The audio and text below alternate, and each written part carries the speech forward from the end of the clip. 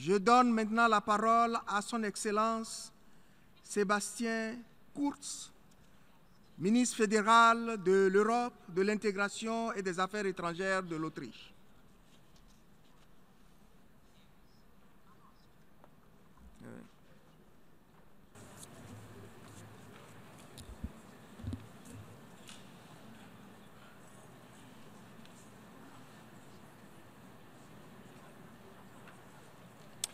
Mr. President, Excellent. Monsieur le Président, Excellences, Mesdames et Messieurs, il y a 70 ans était fondée l'Organisation des Nations Unies pour, ensemble, réagir à la guerre et au génocide qui avait fait des millions de morts.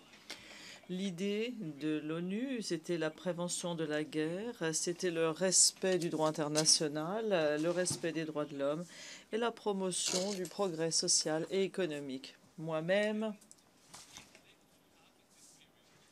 je n'ai pas vécu, ma vie n'a pas recouvré la moitié de cette période, mais néanmoins, je pense qu'après 70 ans, nous devons nous demander si nous avons vraiment réussi. Nous avons un record de conflits, Syrie, Soudan du Sud, etc. Nous sommes confrontés à la radicalisation, à l'extrémisme, et puis nous connaissons le plus grand nombre de réfugiés depuis la Deuxième Guerre mondiale. Près de 60 millions dans le monde sont sur les routes dans le monde comme réfugiés ou déplacés. Près de 4 millions sont des Syriens qui ont quitté leur pays, quitté la terreur et la guerre civile. Chaque jour, plus de 40 000 personnes quittent leur maison à la recherche de la paix, de la sécurité ou bien pour recommencer leur vie. Et cela ne se limite pas à une région, à un continent. C'est quelque chose qui concerne le monde entier, la Méditerranée, mais également l'Asie du Sud et des régions entières de l'Afrique. Et l'Europe assiste à l'heure actuelle également à un afflux massif de réfugiés, notamment de la région du Moyen-Orient. Ces flux de réfugiés posent des questions, des problèmes considérables pour les pays d'origine et également pour les pays de destination. Mais tous les pays touchés, toutes les régions touchées ont un point commun. Aucun pays, aucune région ne saurait régler la crise tout seul et il n'y a pas de mesure unique pour répondre à ce problème. Mesdames et messieurs, nous avons besoin d'une approche globale pour la question des réfugiés. Les pays d'origine, les pays de transit et les pays de destination. Et si l'ONU ne sert pas de base à cette action collective, qui pourrait le faire?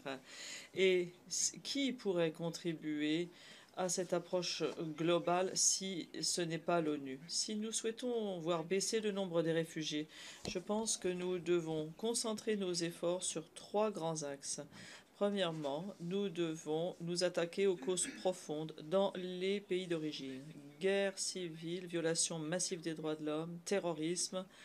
Et dans un tel contexte, nous devons redoubler d'efforts dans notre lutte contre Daesh et d'autres groupes terroristes qu'il faut neutraliser et vaincre. Dans le cas de la Syrie, cela signifie également qu'il faut obtenir que l'on soit plus solidaire dans la région. Nous n'arriverons à progresser significatif si des grands acteurs comme l'Arabie saoudite, la Turquie, l'Égypte, l'Iran agissent de concert, qui sont les grands acteurs de la région. Et cela signifie que nous devons amener toutes les parties à la guerre civile syrienne à la table de négociation, comme Stéphane Mistura essaye de le faire.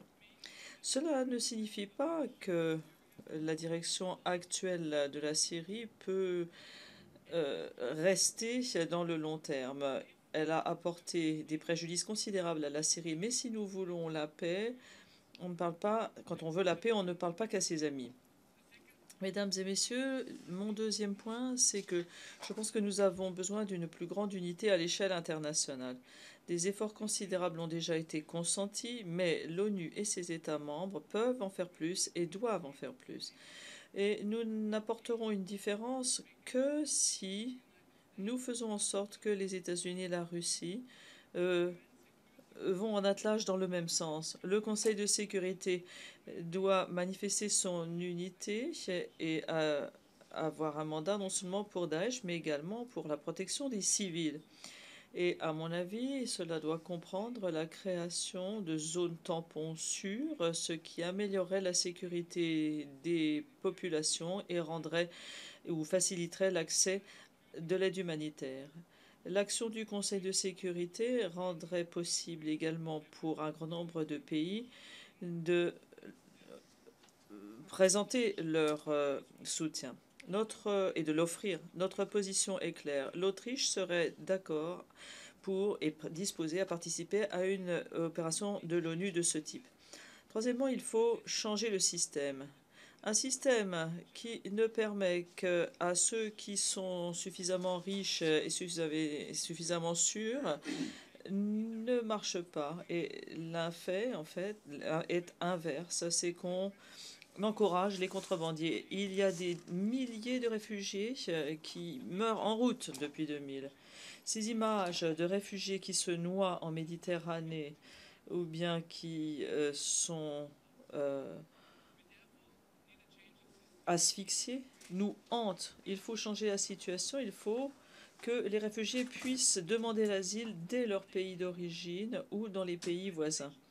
L'ONU pourrait apporter son aide à la création d'un centre d'accueil et d'information qui permettrait de reproduire des programmes, mettre en place des programmes de réinstallation. La traite des personnes, à mon avis, est l'un des pires crimes.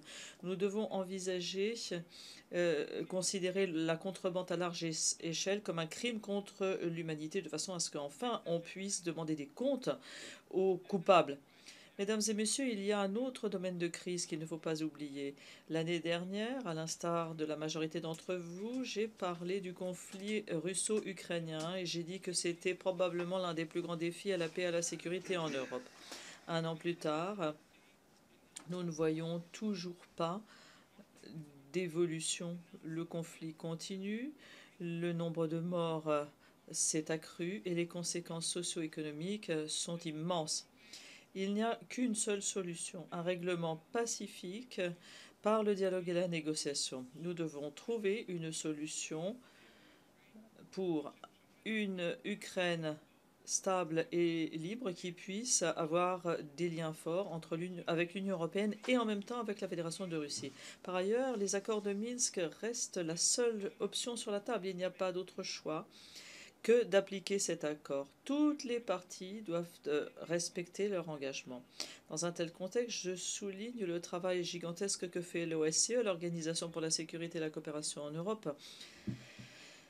La mission spéciale de surveillance ainsi que le groupe de contact trilatéral jouent un rôle central à la recherche d'une résolution. L'OSCE mérite notre soutien et l'Autriche y contribuera au mieux de ses possibilités, surtout lorsque, en 2017, nous assurerons la présidence de l'OSCE.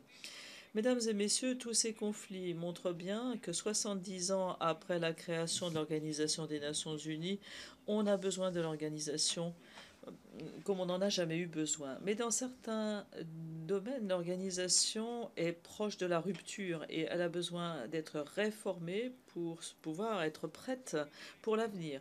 Qu'est-ce qu'on peut proposer?